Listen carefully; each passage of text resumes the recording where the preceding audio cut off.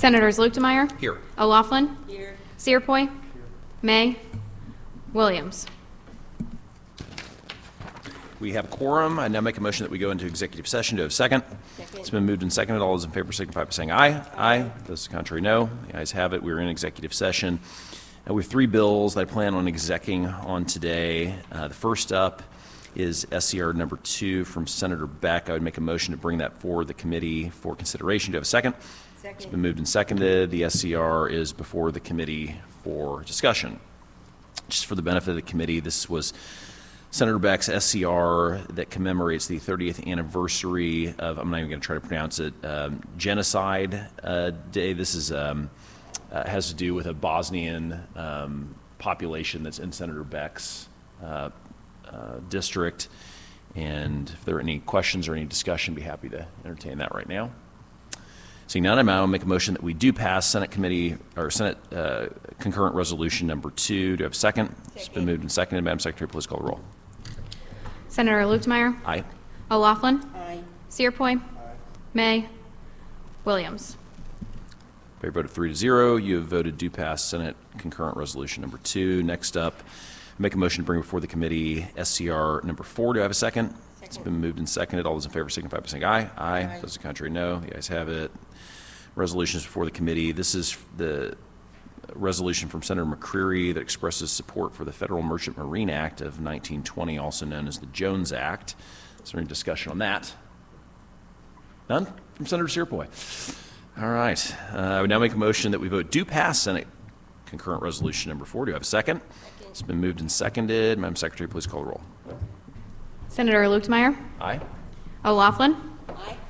Searpoy, May, What are we voting on?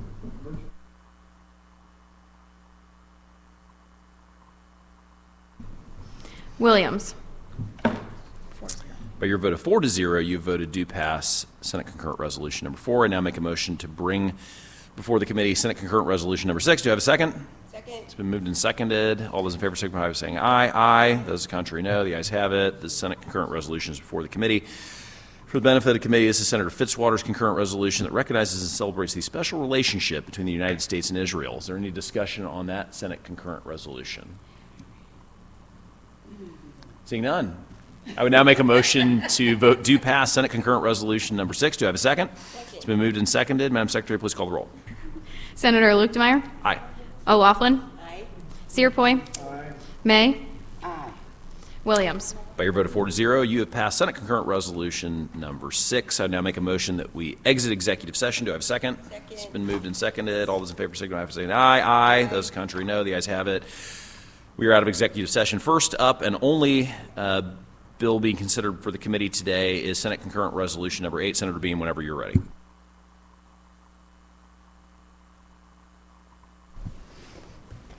Thank you, Mr. Chairman, members of the committee. For the record, Senator Jason Bean, representing the 25th District, here to present for your consideration Senate concurrent resolution number 8. This resolution establishes a joint committee on drainage and drainage and levee districts, which shall evaluate the current law on creation, maintenance, and methods of assessment for levee and drainage districts, and shall make recommendations to the General Assembly on changes that can be made to improve the transparency and operation of levee and drainage districts. Many Missouri levee and drainage district laws were first written more than a century ago and have not been revised in decades. This past year in my Senate district, there was a drainage district who went to the court to change the process for reassessments following the current law, and they were successful.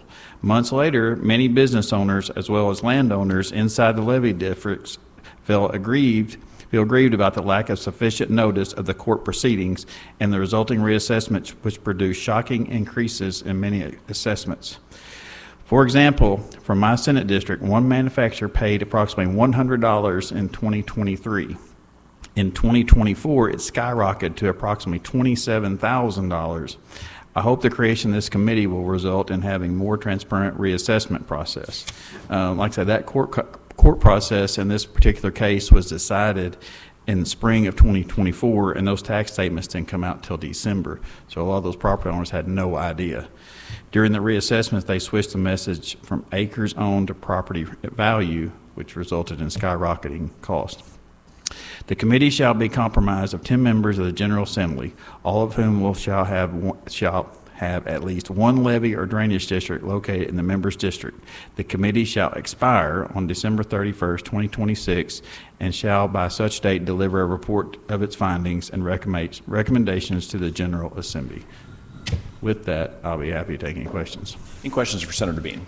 Senator Searpoy. Thank you. Senator, so if I've got somebody in my district, a constituent that's dying to serve on this board, he can't? Because I don't know if I've got any sewer, I don't know if I've got any of this in my district or in my We have county. members of the General Assembly on there, so I'm sure you'd be welcome to serve on there. Okay, you're right. It's just General Assembly members. But I don't know if, do you have a list of what counties have this?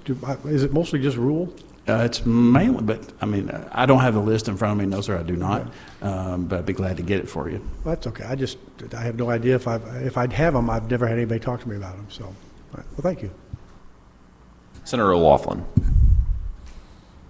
I don't suppose this will have anything to do with the Corps of Engineers. I don't. This is just in trying to create a report to say this is how, if you're going to go through a reassessment, this is how you need to do it, instead of a way that was done, which resulted, I mean, when you, so remember, they put out notifications, I believe, in newspapers, and how many people read the newspaper today? So a lot of these businesses, they didn't know this was going to happen. All they know is I paid $100 last year, and then all of a sudden in December, they get a $27,000 bill.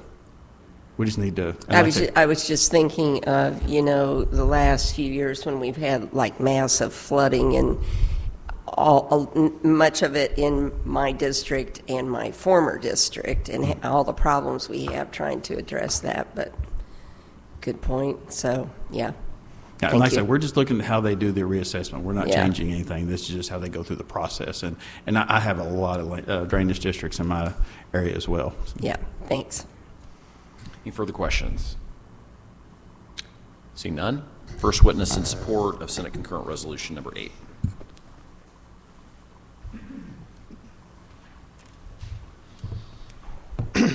Mr. Chairman, members of the committee, Jeff Davis, appearing on behalf of BNSF Railway and the Missouri Railroad Association in support of SCR8. BNSF Railway owns more than 1,600 miles of railroad track in Missouri. We're one of the largest property taxpayers and funders of public education in Missouri. We're not asking for a tax cut. All we're asking for is an interim committee to study how levee and drainage districts assess taxes, and ultimately we're asking for taxpayer protections in levee and drainage districts. We just want to be treated fairly, to receive the same basic due process rights that pretty much everyone else in the state already has.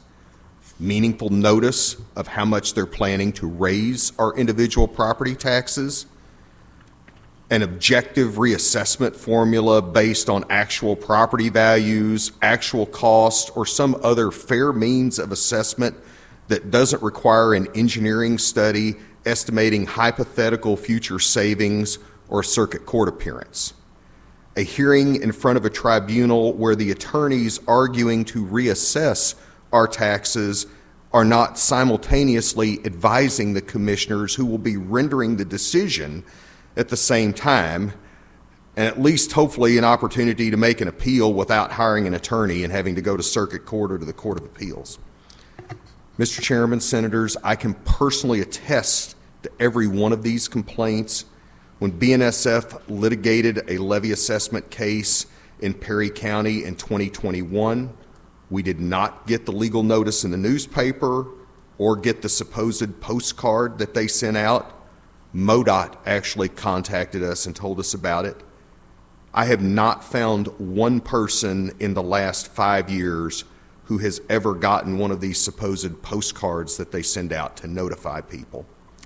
They hired an engineering firm who calculated their levee was saving us every year for the next 20 to 25 years. They basically layered assumption on top of assumption to estimate BNSF was receiving about $1 million a year in annual benefits that did not match our actual engineering expertise or what we are paying other levee districts in Missouri, including the levee district in the neighboring county. I was BNSF's expert witness on rate design in circuit court. We won. The Levee District appealed. We won the appeal. We had to spend more than $30,000 in legal fees just to keep from having to pay $25,000 a year of our own money. If we had had to hire outside engineers or an expert witness on rates, it would have cost us a lot more.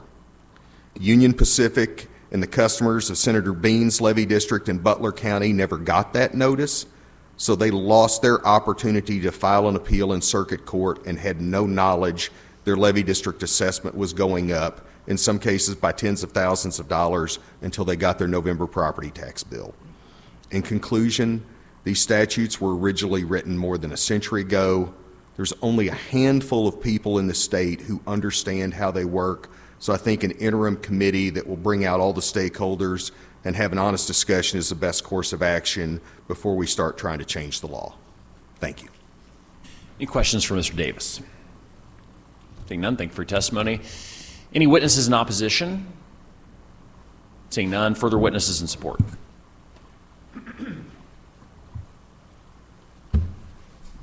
Mr. Chairman, members of the committee, Ray McCarty, President of Associated Industries of Missouri, and having dealt with these levee districts over the last several years, it's pretty insidious what they're able to do.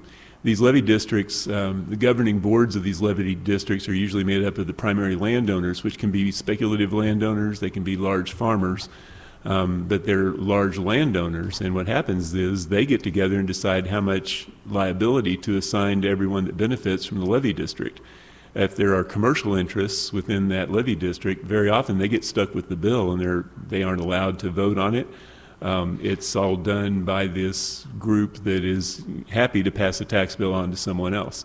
You also find some mismanagement of these levee districts. Without naming names, there are some that continually issue assessments, buy new equipment, buy new pumping equipment, and never really solve the problem of flooding. The levee districts, as far as I can tell, when they were originally designed, they were designed with an emergency mechanism so that you could get a quick levee built, right? So they allowed them a lot more latitude to be able to pass the things they needed to generate money quickly and use it as an emergency type of procedure. Unfortunately, some of the levee districts are using that emergency procedure to be able to bypass any other form of review and go straight to raising their assessments. So we think the Joint Committee would be very helpful in shining a light on exactly what is happening with these levee districts all up and down the Mississippi River and other places, and we'd be happy to support it, and I'm happy to answer any questions you might have. Any questions for Mr. McCarty? Seeing none, thank you for your testimony. Further witnesses in support?